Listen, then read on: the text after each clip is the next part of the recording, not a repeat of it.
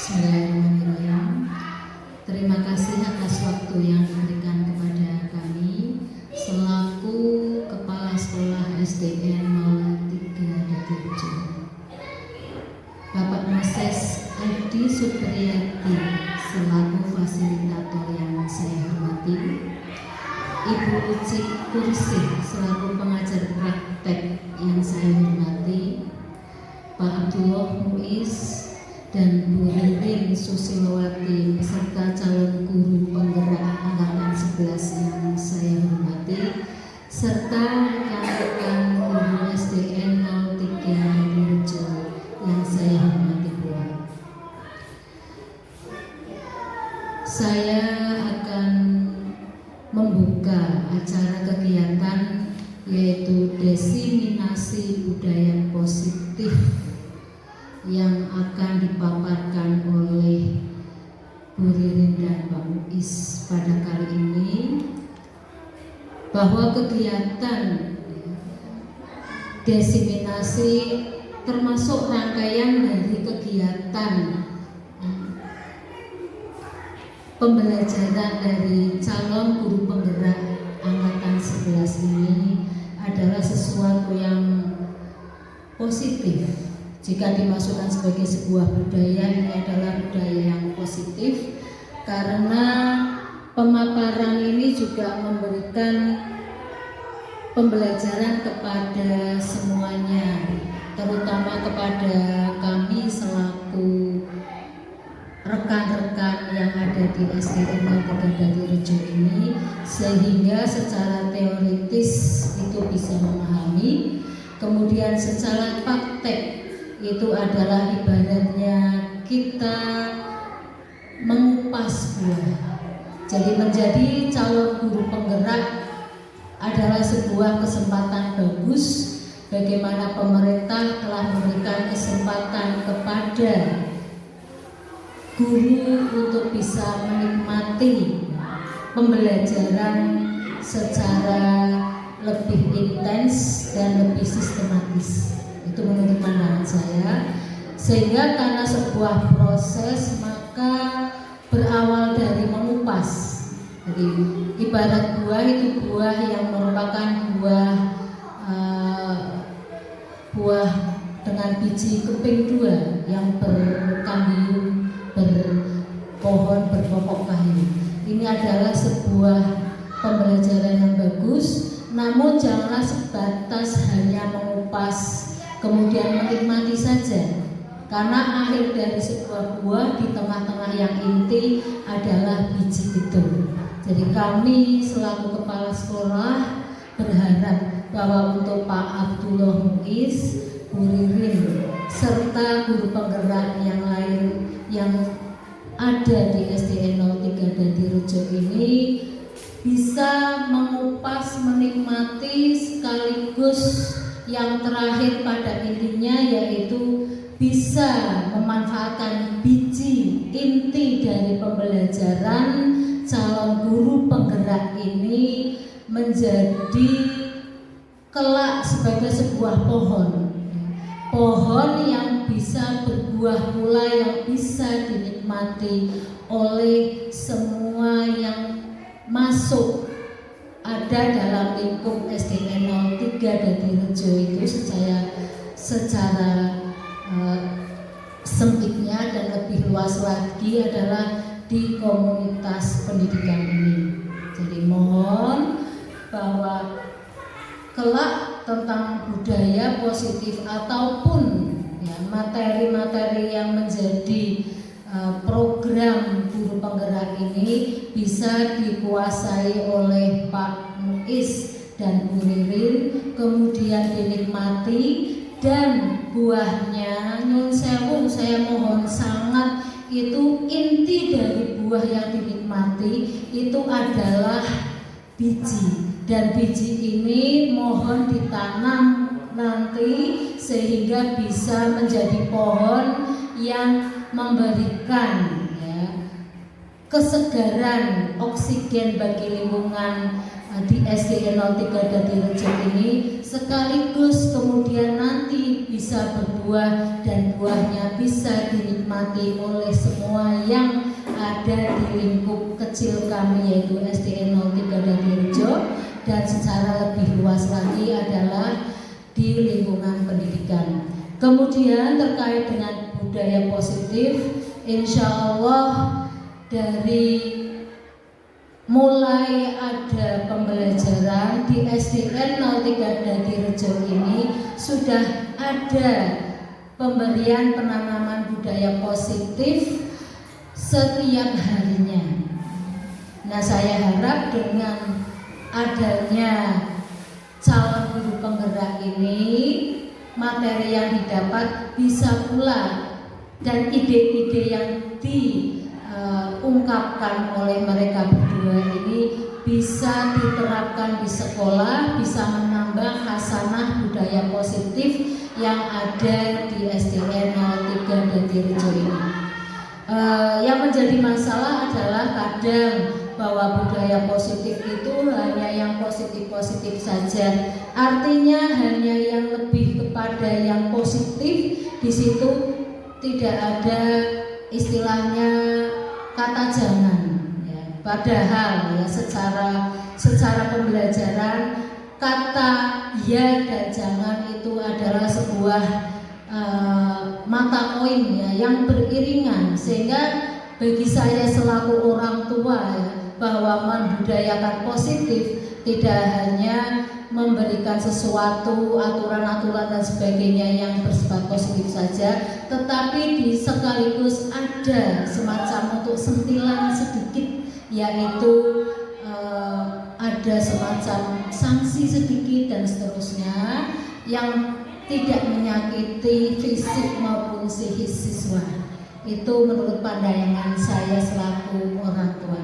Jadi monggo nanti dipaparkan budaya positif yang melengkapi budaya positif yang sudah ada di SDN 03 Dadirejo ini, sehingga menjadi hasanah yang baik buat siswa. Itu saja pesan saya. Sekali lagi singkat saja, tidak perlu saya panjang lebar. Sekali lagi terima kasih atas kehadiran semuanya, juga kepada terutama fasilitator dan pengajar praktek yang telah memberikan bekal kepada guru kami berdua. Sekali lagi terima kasih. Kurang lebihnya saya mohon maaf. Wassalamualaikum warahmatullahi wabarakatuh.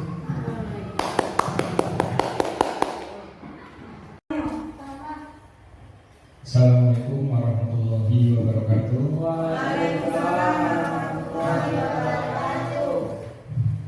Bismillah, alhamdulillah, la haula wala quwwata illa billah.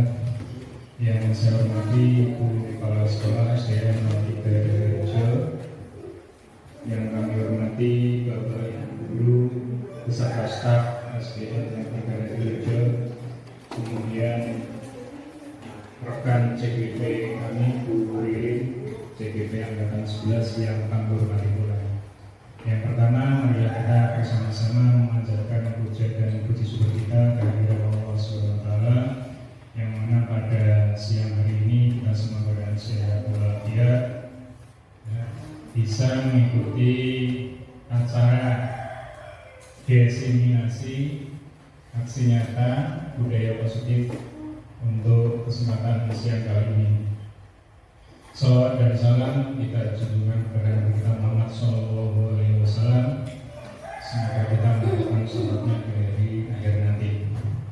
Bapak Ibu dan rekan CDP yang berbahagia, pada kesempatan kali ini saya akan melakukan diseminasi budaya positif.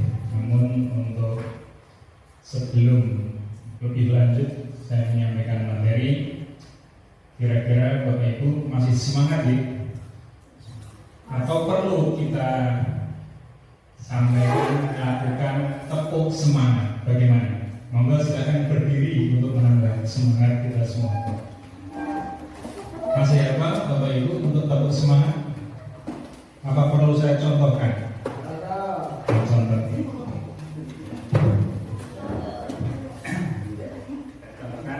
Tepuk semangat. Dan mana dulu? Diperhatikan dulu ya. Tepuk semangat. Dan ganda. Ding ding ding. Dung dung dung. Dan ganda. Ding ding ding. Dung dung dung. Se. Aha aha aha. Aha aha aha. Aha aha. Semangat. Bagaimana kalau itu? Bisa dicoba?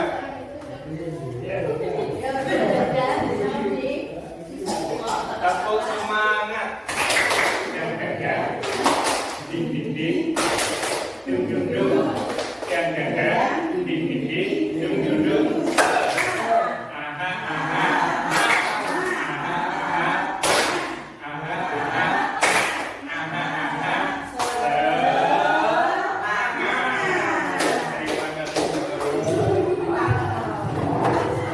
Terima kasih atas semangat dan goyang ini. Baik Bapak Ibu, karena kita sudah berkembang semangat, diharapkan untuk destinasi kali ini bisa lebih semangat dalam mengikuti paparan yang saya sampaikan. Jadi kami perkenalkan lagi, meskipun sudah kenal biar tambah kenal. Kebetulan saat ini kami mengikuti program CDP Angkatan 11 di Kabupaten Pekalongan, akan menyampaikan diseminasi aksi nyata budaya positif.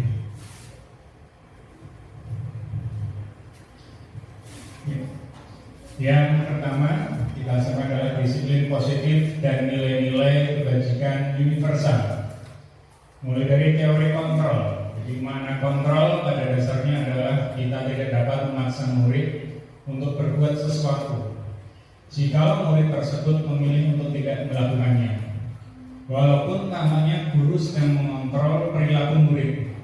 Hal demikian terjadi karena murid sedang mengizinkan dirinya dikontrol. Saat itu bentuk kontrol guru menjadi kebutuhan dasar yang dipilih murid tersebut. Sebagai gambaran Bapak Ibu, ketika sedang melaksanakan upacara, saat itu pembina upacara sedang memberikan nasihatnya, amanatnya, kemudian dijumpai ada murid-murid mengobrol.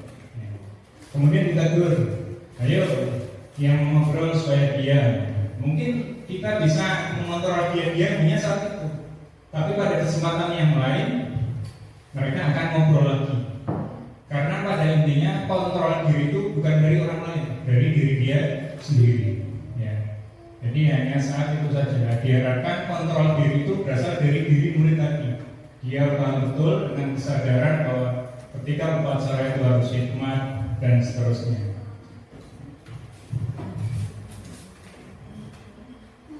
Kemudian bagaimana seorang bisa berubah dari paradigma stimulus respon pada pendekatan teori kontrol? Menurut Stephen R. Covey, disiplin positif. Tujuan dari disiplin positif adalah menanamkan motivasi pada murid-murid kita, yaitu untuk menjadi orang-orang yang mereka inginkan dan menghargai diri sendiri dengan nilai-nilai yang mereka percaya. Ketika murid-murid kita memiliki motivasi tersebut, mereka telah memiliki motivasi intrinsik yang berdampak jangka panjang, motivasi yang tidak akan terpengaruh pada adanya hukuman atau hadiah. Mereka akan tetap berperilaku baik dan berlandaskan nilai-nilai kebajikan karena mereka ingin menjadi orang yang menjunjung tinggi nilai-nilai yang mereka hargai atau mencapai suatu tujuan mulia. Jadi, secara umum disiplin positif adalah suatu pendekatan untuk menerapkan disiplin dari dalam diri anak tanpa hukuman dan hadiah. Bisa diperhatikan untuk stimulus respon dan teori kontrolnya. Pada realita kebutuhan kita itu sama, namun dari teori kontrol bahwa kebutuhan kita itu berbeda. Semua orang melihat hal yang sama, tapi secara teori kontrol setiap orang memiliki gambaran yang berbeda.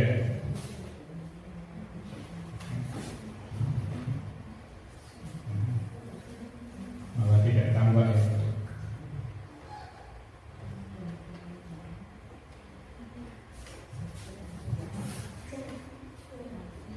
Kemudian perilaku buruk dilihat sebagai suatu kesalahan. Kemudian di teori kontrol semua perilaku memiliki tujuan. Orang lain bisa mengontrol saya, kemudian di teori kontrol hanya Anda yang bisa mengontrol diri Anda. Kemudian saya bisa mengontrol orang lain. Dalam teori kontrol Anda tidak bisa mengontrol orang lain. Kemudian di stimulus respon berikutnya, pemaksaan ada pada saat rujukan gagal. Kemudian di teori kontrol adalah kolaborasi dan konsensus. Yang terakhir model berpikir menang dan kalah. Kemudian di teori kontrol adalah model berpikir menang-menang. Selanjutnya, Bapak Ibu, makna kata disiplin. Seseorang yang memiliki disiplin diri berarti mereka bisa bertanggung jawab terhadap apa yang dilakukannya, karena mereka mendasarkan tindakan mereka pada nilai-nilai kebajikan universal.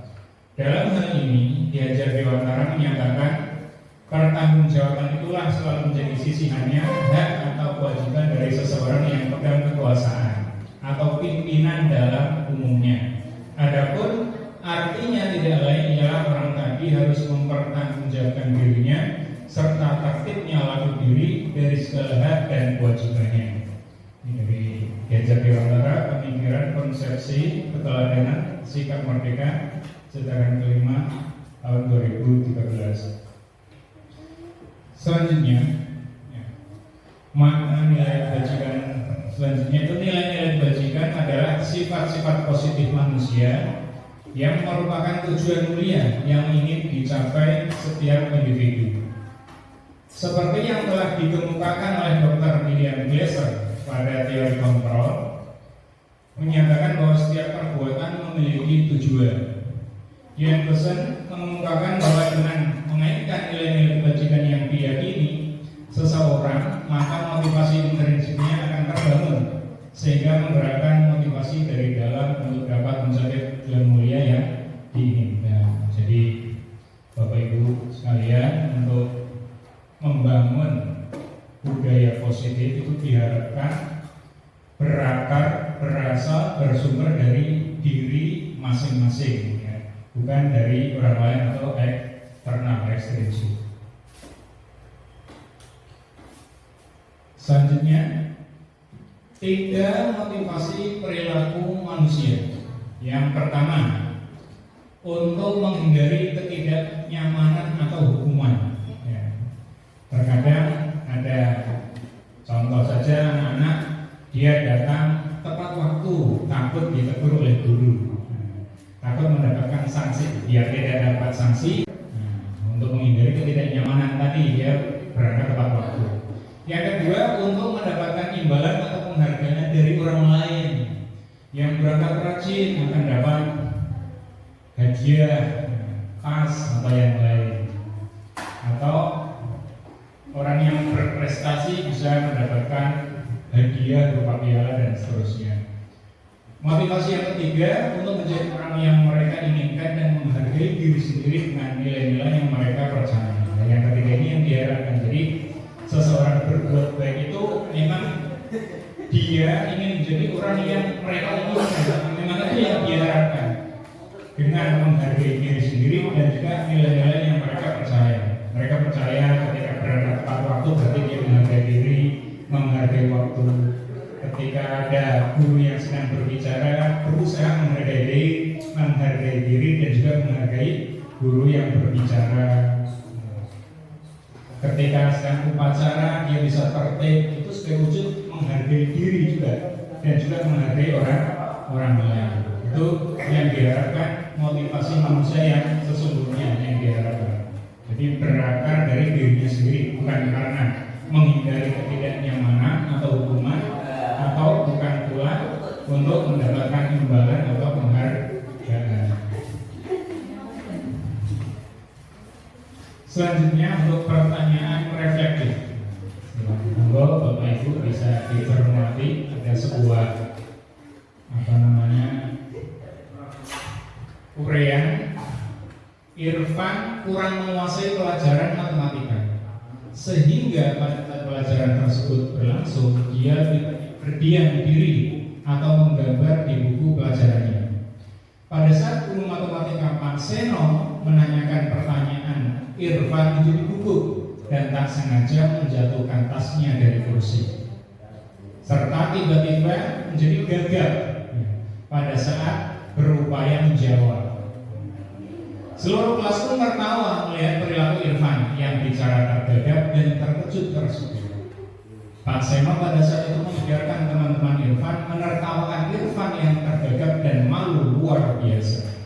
Dan bahkan Pak Seno meminta Irfan untuk maju ke depan dan berdiri di depan kelas sambil menunjuk hidungnya. Karena tidak bisa menjawab pertanyaan Pak Seno. Kelas semakin gaduh dan anak-anak pun tertawa melihat Irfan di depan kelas memegang hidungnya. Apakah Bapak Ibu setuju dengan tindakan Pak Seno terhadap Irfan? Mengapa? Bagaimana Pak Udin? Tidak setuju. Mengapa Pak Udin tidak setuju? Membuat anak tersebut jadi pemalu atau minder. Membuat anak tersebut menjadi pemalu atau minder. Mungkin Bu Era punya jawaban yang lain? Setuju nggak dengan tindakan Pak Seno tadi? Tidak setuju. Apa alasannya Pak Bu Era? Sama. Menjadikan anak minder. Mungkin ada yang mempunyai jawaban lain? Bu Olive? Untuk sikap Pak Seno yang menunjuk hidung menyuruh Irfan ke depan dan menunjuk hidung itu, apakah Ibu setuju? Dan mengapa? Mungkin punya jawaban yang berbeda.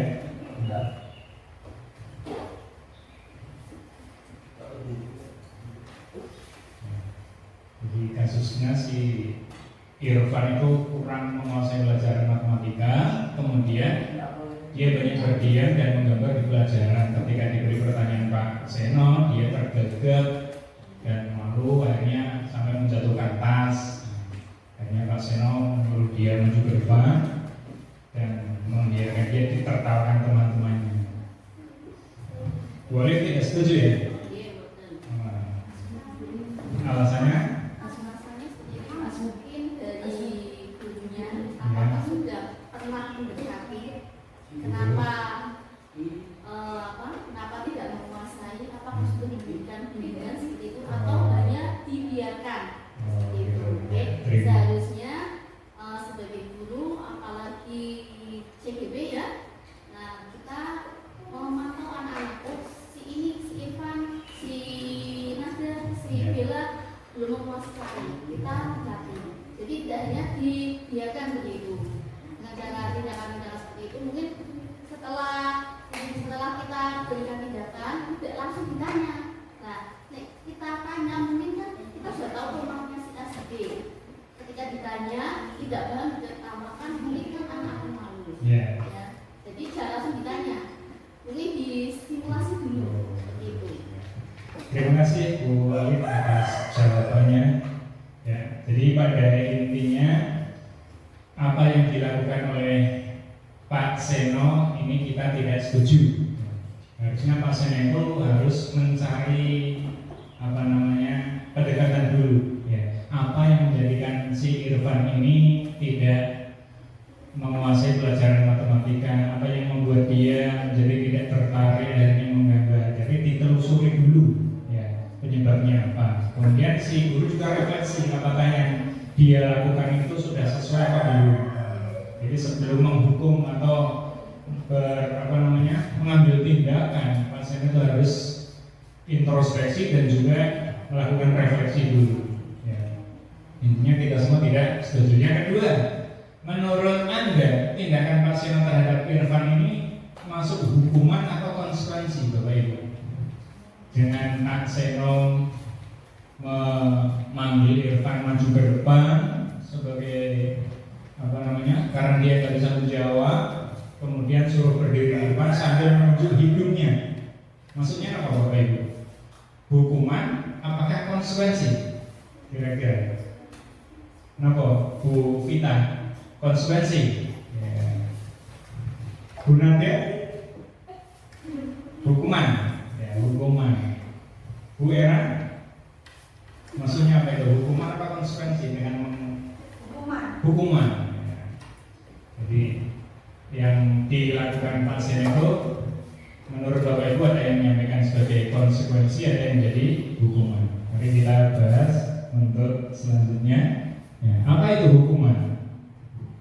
Hukuman bersifat tidak terencana atau tiba-tiba. Anak atau murid tidak tahu apa yang akan terjadi dan tidak dilibatkan. Hukuman bersifat satu arah dari pihak guru yang memberikan, dan murid hanya menerima suatu hukuman tanpa melalui kesepakatan atau pengarahan dari pihak guru, baik sebelum atau sesudahnya. Hukuman yang diberikan bisa berupa fisik maupun psikis. Nah, murid atau anak disakiti oleh suatu perbuatan atau kata-kata, termasuk tadi yang dilakukan pasien itu termasuk menyakiti dengan kata-kata dan perbuatan. Dia disuruh maju ke depan, ya, ditertawakan teman-temannya, ya, terus disuruh berdiri sambil menunjuk hidungnya. Berarti itu termasuk hukuman karena sifatnya tiba-tiba. Anak-anak tidak diajak untuk membahas sebelumnya dan bersifat satu arah. Itu jadi hukuman yang dilakukan pasien. Selanjutnya, apa itu konsekuensi? Konsekuensi sudah terencana atau sudah disepakati, sudah dibahas dan disetujui oleh murid dan guru. Umumnya bentuk-bentuk konsekuensi dibuat oleh pihak guru di sekolah, dan murid sudah mengetahui sebelumnya konsekuensi yang akan diterima bila ada pelanggaran. Pada konsekuensi, murid tetap dibuat tidak nyaman untuk jangka waktu pendek. Konsekuensi biasanya diberikan berdasarkan suatu data yang umumnya dapat diukur. Misalnya, setelah 3 kali tugasnya tidak diselesaikan pada batas waktu yang diberikan, atau murid melakukan kegiatan di luar kegiatan pembelajaran, misalnya ngobrol, maka murid tersebut akan kehilangan waktu bermain dan harus menyelesaikan tugas karena ketertinggalannya. Peraturan dan konsekuensi yang mengikuti ini sudah diketahui sebelumnya oleh murid. Nah, sikap guru di sini senantiasa memonitor murid. Jadi kalau konsekuensi bedanya di sini murid dilibatkan. Ayo anak-anak, misalkan kita harus menjaga kebersihan. Kalau tidak melaksanakan, apa konsekuensinya? Dibahas bareng. Mungkin ada yang usul, ya, dia harus membersihkan pada lain waktu, atau mungkin dengan alternatif yang lain mengerjakan tugas atau melakukan kebersihan di tempat yang lain, seperti itu. Jadi anak-anak dilibatkan, itu namanya konsekuensi. Meskipun demikian, tetap ada hal-hal yang menjadikan anak tidak nyaman. Dia kehilangan waktu belajar, kehilangan waktu bermain dan seterusnya, itu namanya konsekuensi. Selanjutnya restitusi. Apa itu restitusi? Restitusi adalah proses menciptakan kondisi bagi murid untuk memperbaiki kesalahan mereka, sehingga mereka bisa kembali pada kelompok mereka dengan karakter yang lebih kuat. Dijelaskan di dosen tahun 2004. Restitusi juga merupakan proses kolaboratif yang mengajarkan murid untuk mencari solusi untuk masalah mereka dan membantu murid berpikir tentang orang seperti apa yang mereka inginkan dan bagaimana mereka harus memperlakukan orang lain. Ini restitusi.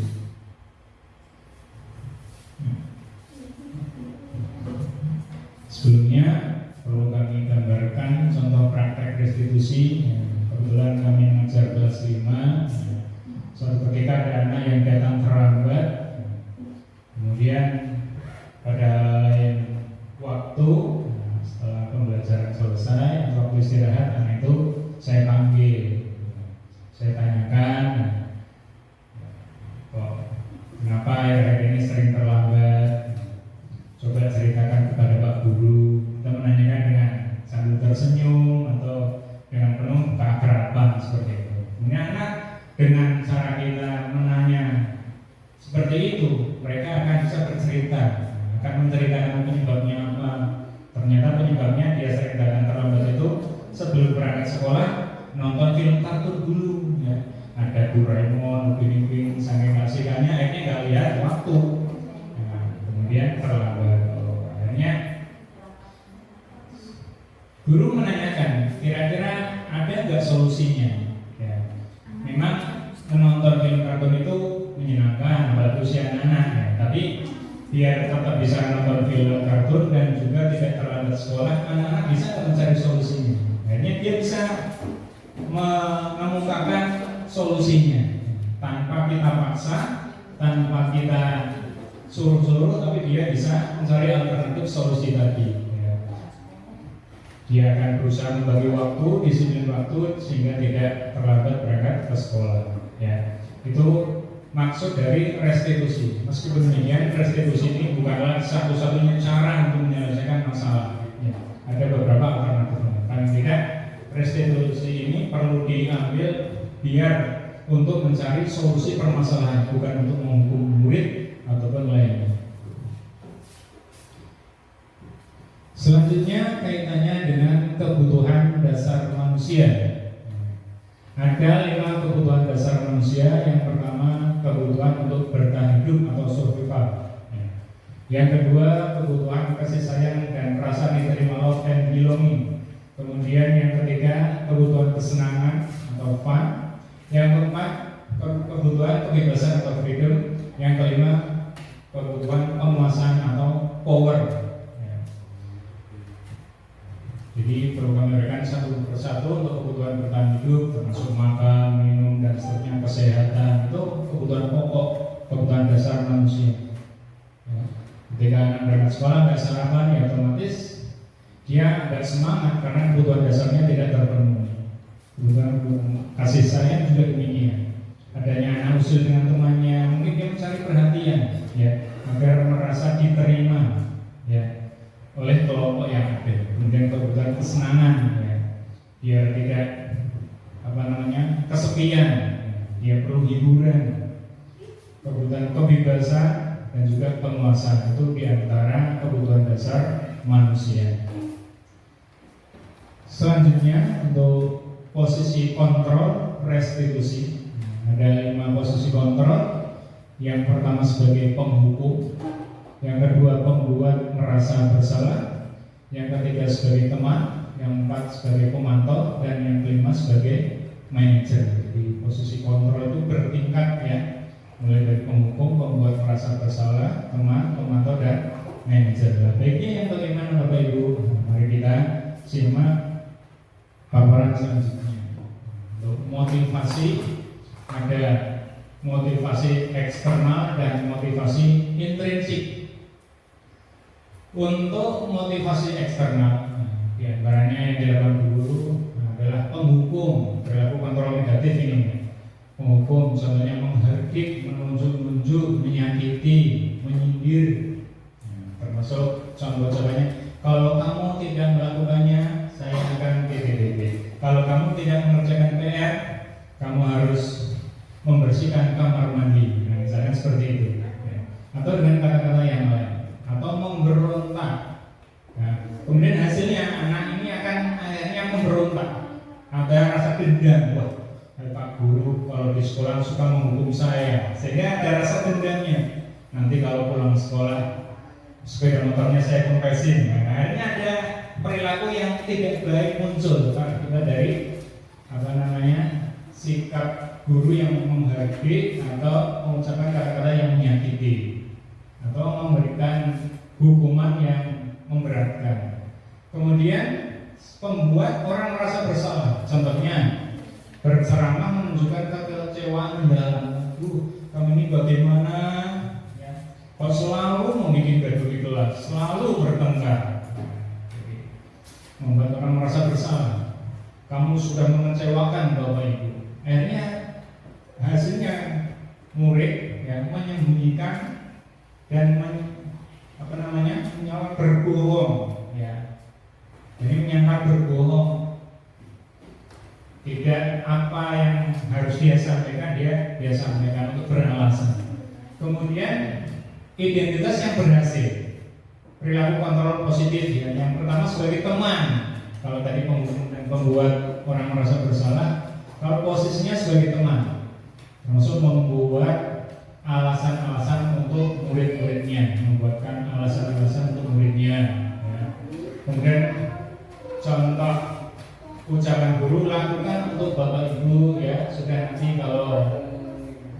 nanti Bapak Ibu bantu bereskan. Ketika anak berbuat suatu kesalahan, ya kita tegur dengan cara yang baik. Dan kita lanjutkan nanti Ibu bantu atau Bapak bantu sehingga anak ini merasa seperti mendapatkan hukuman, tidak mendapatkan hukuman. Seperti itu. Kemudian sebagai pemantau, ya, menghitung dan mengukur, termasuk disuruh memberikan pertanyaan apa peraturannya, nah, kok kamu berbuat seperti ini, apa konsekuensinya. Jadi anak ini bisa mencari solusi jawabannya seperti itu. Kemudian apa yang terjadi sekarang, dan itu mengakibatkan anak itu menyesuaikan bila diawasi.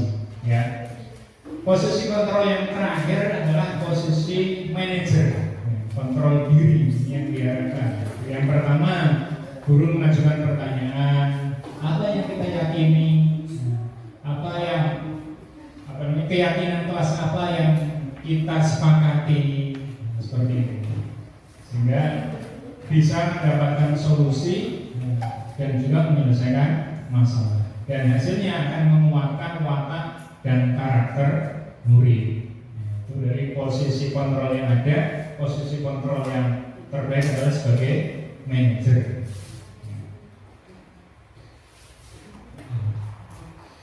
Kemudian untuk identitas gagal dan suksesnya bisa diperhatikan. Selanjutnya murid ketika ada hukuman akan menjadi dan seterusnya, ya.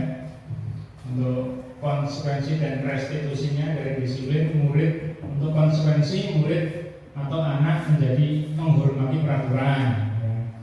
Kemudian untuk restitusinya murid menghormati dirinya dan orang lain, ya. Itu hasil dari konsekuensi dan restitusi, ya. Kemudian mendorong kepatuhan. Kalau di restitusi mendorong disiplin positif, untuk konsekuensinya konsep diri baik, dan restitusinya konsep diri menjadi kuat, ya. Kalau konsekuensi yang dilakukan, murid akan belajar taat peraturan, tapi ketika diadakan restitusi, murid atau anak belajar memecahkan masalah. Kemudian kalau hasil dari konsekuensi, anak akan mencoba mengontrol dirinya dengan penguatan positif. Sementara dengan dilakukan restitusi, anak akan paham bahwa dirinya sendiri yang pegang kendali.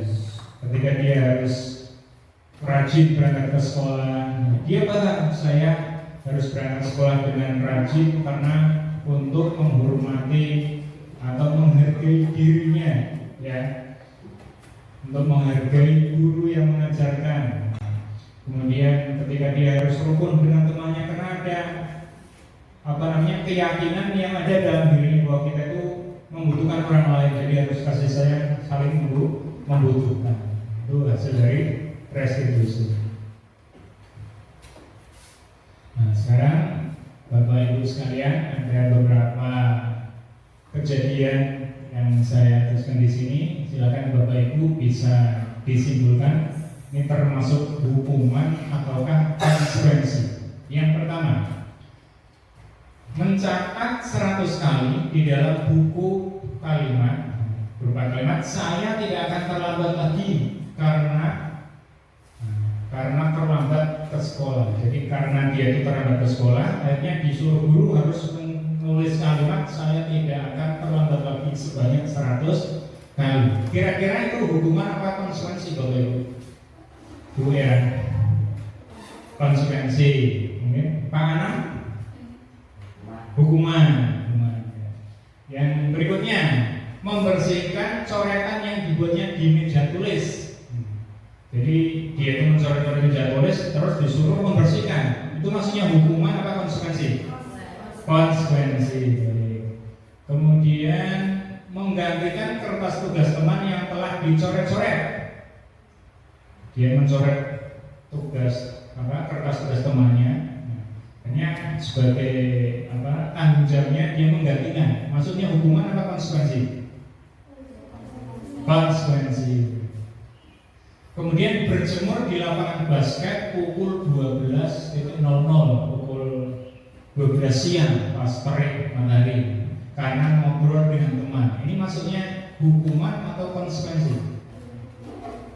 Ya, hukuman. yang dilakukan guru itu di luar pembelajaran, tidak ada unsur konsekuensinya, jadi ini hukuman. Kemudian murid diminta bertelanjang kaki sepanjang hari karena tidak menggunakan sepatu warna hitam sesuai peraturan sekolah. Ini hukuman apa konsekuensi? Jadi murid diminta bertelanjang kaki sepanjang hari karena tidak menggunakan sepatu warna hitam sesuai dengan peraturan sekolah. Jadi di sekolah ada peraturan semua murid harus memakai sepatu hitam. Ternyata kedapatan dia tidak memakai sepatu hitam. Akhirnya oleh guru nggak usah pakai sepatu sekalian seharian. Berarti apa itu? Konsekuensi atau hukuman? Hukuman, ya, hukuman. Kemudian berdiri di depan kelas sambil mengangkat satu kaki karena tidak bisa menjawab pertanyaan. Jadi ketika diberi pertanyaan oleh bapak ibu guru dia tidak bisa menjawab karena disuruh maju sambil angkat satu kaki. Itu termasuk hukuman apa konsekuensi bapak ibu? Hukuman, ya. Hukuman ya. Kemudian membersihkan tumpahan air di meja tulis karena tersenggol pada saat belajar. Konsekuensi ya. Yang terakhir, kehilangan 10 menit jam istirahat untuk mengerjakan tugas karena terlambat datang dan tertinggal pelajaran selama 10 menit. Hukuman apa konsekuensi? Konsekuensi, karena dia datang terlambat ya otomatis mengerjakannya ya tambah sehingga waktu istirahatnya berkurang. Baik Bapak Ibu, kita lanjutkan. Nah, jadi dihukum oleh penghargaan Alfikon ya, dari Panisut Bergilbert 1993 ya, dan seterusnya mengungkapkan baik penghargaan maupun hukuman adalah cara-cara mengontrol perilaku seseorang yang menghancurkan potensi untuk pembelajaran yang sesungguhnya. Jadi dia mengungkapkan baik penghargaan maupun hukuman itu termasuk mengontrol murid yang menghancurkan. Menurut Kon, secara ideal tindakan belajar itu sendiri adalah penghargaan sesungguhnya. Kon selanjutnya juga mengemukakan beberapa pernyataan dari hasil pengamatannya selama ini tentang tindakan memberikan penghargaan yang nilainya sama dengan menghukum seseorang. Nah, pengaruh jangka pendek dan jangka panjang. Penghargaan efektif jika kita menginginkan seseorang melakukan sesuatu yang kita inginkan dalam jangka waktu pendek. Ketika anak itu berangkat dengan rajin, ya. Kemudian saat upacara dia bisa khidmat, kita beri hadiah. Itu dia mungkin bisa tertib hanya saat itu, tapi pada waktu yang akan datang atau di kelas berikutnya akan kembali lagi, ya tidak tertib lagi, sehingga hanya berlaku untuk jangka pendek karena orientasinya untuk mendapatkan penghargaan bukan dari dalam dirinya. Yang kedua, jika kita menggunakan penghargaan lagi dan lagi, maka orang tersebut akan tergantung pada penghargaan yang diberikan serta kehilangan motivasi dari dalam. Wah, aku berangkatnya rajin biar dapat hadiah. Aku kalau pacaran mau tertib biar dipanggil sama bu kepala sekolah, ya, biar dapat buku. Jadi orientasinya untuk mendapatkan hadiah bukan dari kesadaran diri. Ya. Yang ketiga, jika kita mendapatkan penghargaan untuk melakukan sesuatu yang baik, maka selain kita senantiasa berharap mendapatkan penghargaan tersebut lagi, kita pun menjadi tidak menyadari tindakan baik yang kita lakukan. Jadi ketika penghargaan yang menjadi harapan, ya, maka yang hal-hal baik itu sudah tidak berarti lagi karena orientasinya dari dari penghargaan bukan dari tindakan yang berasal dari dalam. Selanjutnya, jadi bisa kita simpulkan bahwa yang pertama, penghargaan tidak efektif. Hanya jika Anda melakukan hal ini maka Anda akan mendapatkan penghargaan yang diinginkan. Yang kedua, penghargaan merusak hubungan. Ketika seseorang diberi penghargaan atau dipuji di depan orang banyak, maka yang lain akan merasa iri. Mbak fitratul terus dan sebagainya, sehingga yang lain menjadi iri, wah saya nggak pernah ikut. Dan sebagian dari mereka akan tidak menyukai orang yang diberikan penghargaan tersebut. Itu penghargaan merusak hubungan. Yang ketiga, penghargaan mengurangi ketepatan. Anak-anak yang mendapatkan permen, jawabannya banyak yang tidak dapat dibandingkan anak-anak yang hanya diberitahu jawaban yang benar. Jadi orientasinya sebenarnya aku jawab, oleh permen, sehingga tidak berpikir harusnya jawabannya yang seperti ini. Oh, yang cepat jawab dia dapat hadiah, sehingga mengurangi ketepatan. Yang keempat, penghargaan mematikan kreativitas. Kreativitas kelompok murid-murid yang diberi hadiah menjadi berkurang dibandingkan dengan yang tidak diberitahukan tentang hadiah yang bisa mereka terima. Jadi sudah tidak kreativitas lagi karena orientasinya dari luar untuk mendapatkan hadiah ataupun yang lain. Yang kelima, penghargaan menghukum.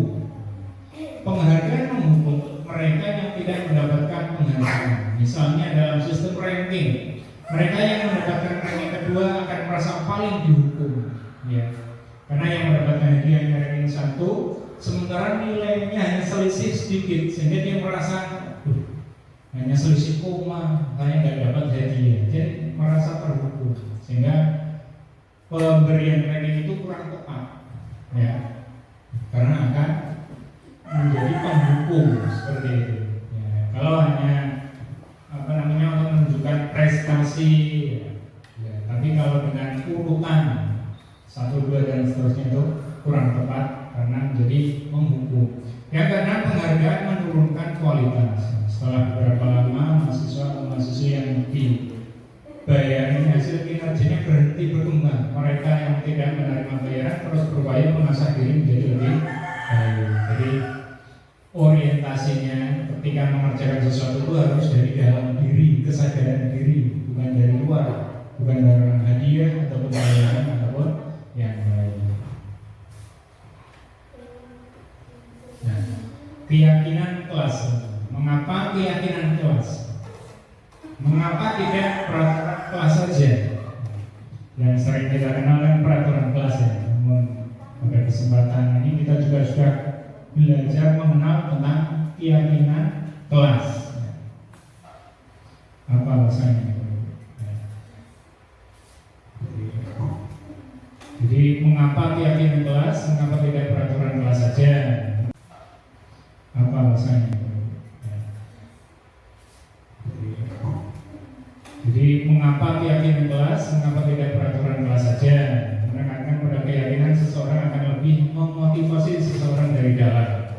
Seseorang akan lebih tergerak dan bersemangat untuk menjalankan keyakinannya daripada hanya sekedar mengikuti serangkaian peraturan tertulis tanpa makna.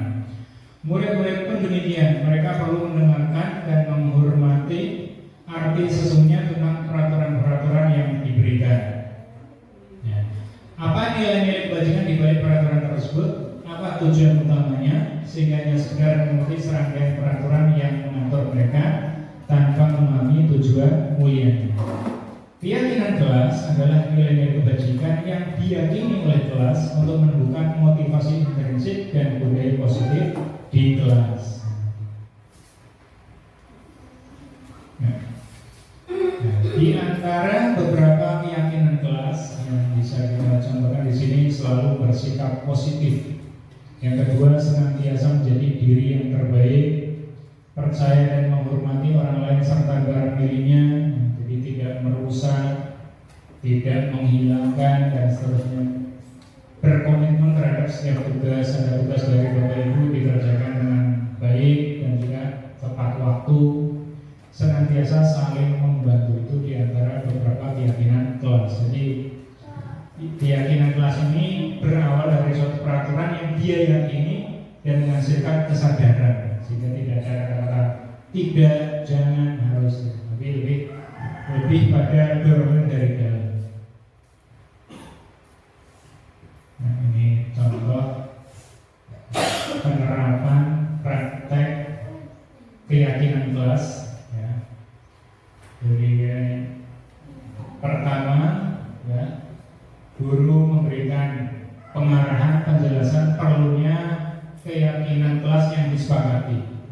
Kemudian dari masing-masing anak bisa memberikan alternatif usulan keyakinan kelas yang mereka usulkan. Setelah itu disepakati bersama, dan juga ke depannya anak-anak yang lain dalam satu kelas tadi bisa melaksanakan keyakinan kelas tersebut dengan baik. Termasuk yang dipraktekkan di kelas 5, keyakinan kelasnya seperti itu, ya. Silakan menjaga kebersihan dan seterusnya. Karena layarnya tidak jelas, jadi tidak saya baca. Ya. Selanjutnya, Bapak Ibu, segitiga restitusi. Apa itu segitiga restitusi? Segitiga restitusi adalah suatu proses dialog yang dijalankan oleh guru atau orang tua agar dapat menghasilkan murid yang mandiri dan bertanggung jawab. Itu namanya restitusi. Proses 3 tahapan tersebut didasarkan pada prinsip utama dari teori kontrol, yaitu yang pertama, langkahnya menstabilkan identitas atau stabilis the identity. Teori kontrolnya, kita semua akan melakukan hal terbaik yang bisa kita lakukan. Yang kedua, validasi tindakan yang salah atau validate the misbehavior. Semua perilaku memiliki alasan. Yang ketiga, menanyakan keyakinan, seek the belief. Kita semua memiliki motivasi internal. Di sini ditampilkan visual dari segitiga restitusi, ya. Yang pertama, menstabilkan tindakan. Ketika itu berbuat salah, kita stabilkan dulu, ya. Memang setiap orang itu pernah melakukan kesalahan. Kamu bukan satu-satunya yang pernah melakukan ini, jadi wajar orang itu berbuat salah. Kemudian setelah itu validasi tindakan, ya. Kamu tentu punya alasan mengapa melakukan ini. Adakah cara yang lebih efektif untuk mendapatkan apa yang kamu butuhkan? Kemudian validasi tindakan. Kemudian tahap selanjutnya keyakinan, yang menanyakan keyakinan. Keyakinan kelas apa yang telah kita sepakati? Kamu ingin menjadi orang yang seperti apa? Sebagai contoh, ketika ada anak yang rame di dalam kelas ngobrol, kita tanyakan, kamu tahu tidak kenapa Pak Guru panggil? Ya Pak, tapi saya ngobrol. Ya nggak apa-apa ngobrol. Tapi itu satu kesalahan. Semua orang pasti pernah berbuat salah, ya. Jadi distabilkan dulu. Setelah itu baru ditanyakan alasannya. Apa alasan kamu kok ngobrol? Tadi saya ditanya Pak sama teman saya, jadi saya ya terpaksa menjawab. Akhirnya terjadilah pengobrolan. Kemudian setelah itu kita tanyakan keyakinan. Kamu tahu nggak keyakinan kelas yang kita sepakati? Oh iya Pak, kita harus saling menghormati, belajar dengan dan seterusnya. Kemudian kamu ingin menjadi seperti apa? Akhirnya anak bisa mendapatkan solusi. Contoh, Sabrina hari itu bangun terlambat dan terburu-buru, ya. Sampai di sekolah dia pun akhirnya terlambat, ya. Tapi baru menyadari kalau tidak menggunakan sepatu hitam seperti tertera di peraturan sekolah di depan pintu kelas. Bapak Lukman perhatikan sepatu Sabrina yang berwarna coklat. Sabrina berusaha menjelaskan bahwa dia terburu-buru dan salah mengenakan sepatu. Pak Lukman menanyakan Sabrina apa peraturan sekolah tentang seragam warna sepatu. Sabrina menjawab, sudah mengetahui sepatu harus berwarna hitam, namun terburu-buru dan salah menggunakan sepatu. Selain tidak mungkin kembali pulang karena rumahnya jauh sekali, Pak Lukman tetap bersikeras pada peraturan yang berlaku dan mengatakan, ya sudah, kamu sudah melanggar peraturan sekolah. Kamu salah, sudah terlambat, salah pula warna sepatunya. Segera buat sepatumu, kalau tidak bisa mengenakan warna sepatu sesuai peraturan. Sabrina meminta maaf dan memohon kembali kepada Pak Lukman agar tetap dapat mengenakan sepatunya dan berjanji tidak akan mengulangi kesalahannya. rumah tidak mau tahu, tidak, kamu telah melanggar peraturan sekolah. Kalau tidak sanggup ambil sepatu di rumah atau diantarkan sepatu ke sekolah, ya sudah, kamu tidak bersepatu saja seharian di sekolah. Sekarang copot sepatumu dan silakan bekerja tanpa sepatu seharian. Sabrina pun dengan berat hati mencopot sepatunya dan memberikannya kepada Pak Lukman. Seharian dia tidak berani berkeliling sekolah karena malu dan lebih banyak berdiam diri di kelas tanpa alas sepatu. Ya, itu termasuk apa namanya yang disampaikan Lukman ini sebagai, kalau kita flashback kembali, maksudnya hukuman apa konsekuensi hukuman ya, ya. Terus sebagai penutup, dalam penerapan program disiplin positif, hendaknya guru memiliki standar kepribadian profesional dan sosial yang baik, di mana guru mampu merefleksi dirinya dalam posisi kontrol saat ini. Bagaimana perjalanan dirinya sebagai imam atau manajer yang menuntut murid-muridnya menjadi insan mandiri, merdeka, dan bertanggung jawab. Itu di standar nasional pendidikan. Ya, terima kasih. Demikian yang bisa saya sampaikan pada kesempatan destinasi pada hari ini. Atas kesempatannya, atas waktunya yang Bapak Ibu sediakan, ya, bisa meluangkan waktu, meringankan langkah hadir pada penyampaian destinasi aksinya ini. Saya mengucapkan banyak terima kasih. Mudah-mudahan Bapak Ibu semua mendapatkan manfaat dari apa yang saya sampaikan tadi. Banyak kekurangannya, keterbatasannya, saya sebagai manusia biasa mohon maaf yang sebesar-besarnya. Wassalamualaikum warahmatullahi wabarakatuh. Waalaikumsalam warahmatullahi wabarakatuh.